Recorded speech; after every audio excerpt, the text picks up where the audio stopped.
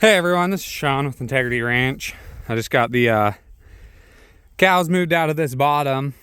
It is the 25th or the 27th of February. I don't even remember, but getting towards the end of February. I'm not a crazy hunter, but I like to look for a shed here and there. And it's that time of the year where the bucks are losing their horns and it's shed season. And check out what I found this morning. First shed of the year. Man, check that guy out.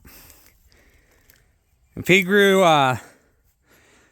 it's a good 7-8 inches of just spike in the first year, he's going to be at least a 6-point, if not an 8-point next year. I'll definitely be looking for him on my camera. He is a beauty. That's just a magnificent buck right there. So yeah, I'm going to be looking for him next year for sure, because he'll be a shooter, I'll bet. Maybe a year after next, I mean, he'd be a monster. Like I said, he got 8 inches in his first year, so he's a beauty. Like I said, got the cows moved out of the bottom here, and what I'm doing is they're on just, mostly it's a chunk of trees, but there's grass along these fence lines up and around.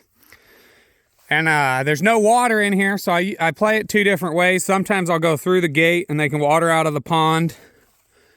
Or they can walk through this paddock, just back graze through this paddock to the river down there. So right now I'm definitely, really about any time I'd choose the river, unless it's flood season, then it's the pond's a little better if it's flooding. But in the wintertime, the river doesn't freeze, so that's a big plus. And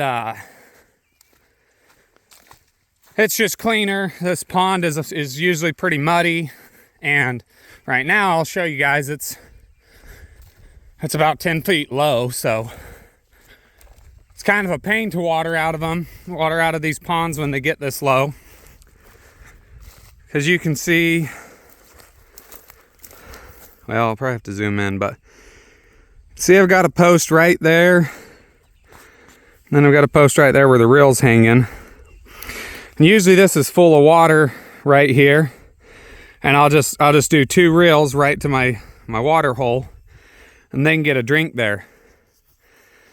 But that pond is so low, it's way lower than the actual, than my fence that goes around it, my high tensile wire to keep the cows out of the pond. So I have a spot where I just undid it off the ratchet and opened it up, but that's on the other end. So to water out of the pond now, I have to let them go to the hole, to the gate pretty much, and then they get into the pond and they have access to this whole pond.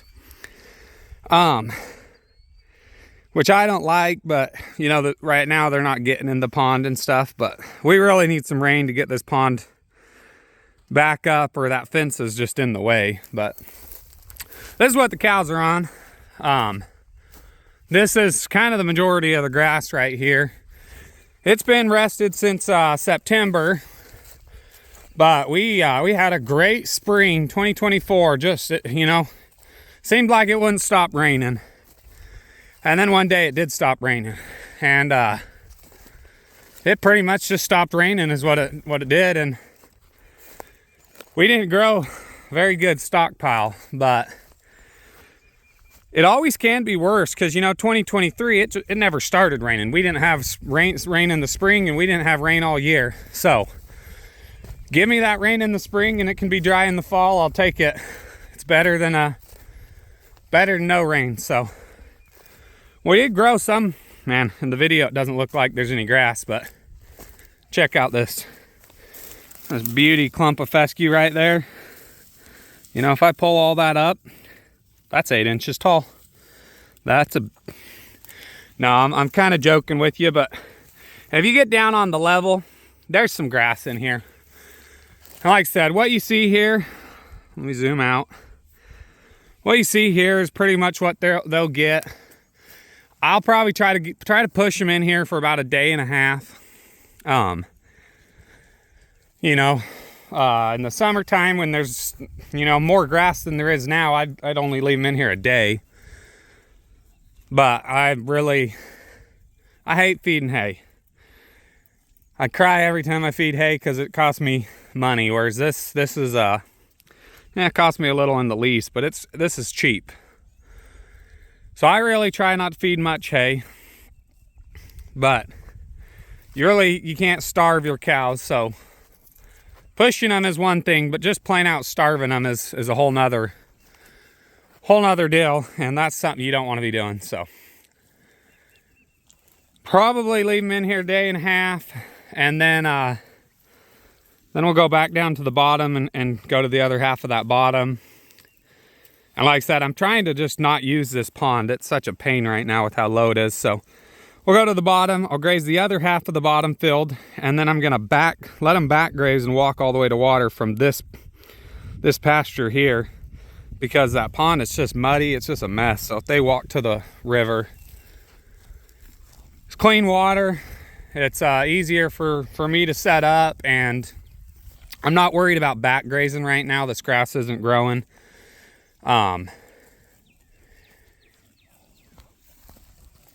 So cows are holding in there. You know, I've been pushing them, but there's a couple that are showing it, but you know, animals were meant to lose weight in the wintertime. That's just how it was. That's how it was designed. They were made to put on weight in the summer when grass was plentiful, and then they put on some fat and they just slowly lose it off, and then they start the year over again and do the same thing. So cows like these, you know, these girls here, I'm not worried about their condition because they're going to really bounce back this spring.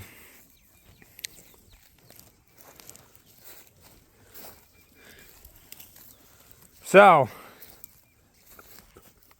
there it is. I haven't been making any videos because I ran out of storage on my phone, but I think I got that issue fixed. So we'll start making some videos again. I appreciate everyone watching, and we'll see you on the next one.